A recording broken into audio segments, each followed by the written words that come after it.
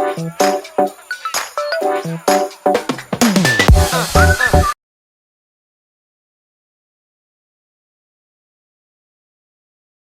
x, which is x times x squared minus 12, which passes through the point AB and the origin.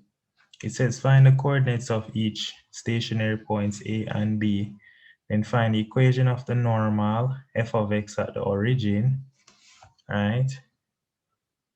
Find the normal at the origin, and then find the area between the positive x-axis. Now, to find the coordinates of A and B, first thing we need to do is differentiate f of x. The first thing, f prime of x is going to be equal to, we need to differentiate f of x. So we keep the first times the derivative of the second, which is 2x, plus we keep the second, which is x squared minus 12, times the derivative of the first, and that derivative is 1. So this is what we get for f prime of x. And then this works out to be, x times 2x is 2x squared plus x squared. That is 3x squared minus 12. So this is f prime of x, 3x squared. Since this is f prime of x, what do we know? We know at a stationary point, f prime of x equals 0. At stationary point, f prime of x is equal to 0. So let us solve 3x squared. So now we're just going to solve 3x squared minus 12 equal to 0. Solving that equal to 0 should be minus. So we can divide through by 3. So we can divide through by 3 to get x squared minus 4 equals 0. So what we get is x equals 2 or x equals minus 2. When x equals 2, we need to find the y value. So let us find the y value. So to find the y value, I'm going to put it in my calculator. Can't bother to calculate. It's going to be 2 times, in bracket, 2 squared minus 12, close that bracket. Y value is negative 16. Negative 16. So that is negative 16.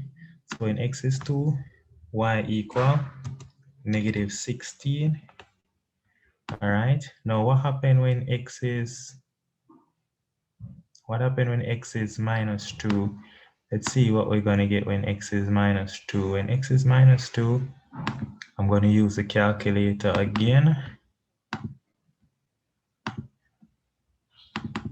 Using the calculator, what we get is negative 2 square minus 12, and this is being multiplied by negative 2. So let's find out what happened. That is 16. So we get y equal 16. Right here, y equals 16. Nice. So that means the two stationary points are, looking at the graph, A is the one with the bigger y value, so that is minus 2, 16. And B is the point. B is going to be the point. B is the point 2, negative 16. That's it. Easy, soft. So A is the point minus 2, 16. That's it. That is the point A, minus 2, 16. And B is the point 2, negative 16. Nice. That's what we have. Next thing it asks us, it says, find the equation of the normal to f of x at the origin. So we know at the origin, if we're to change the color right here, let's look at red.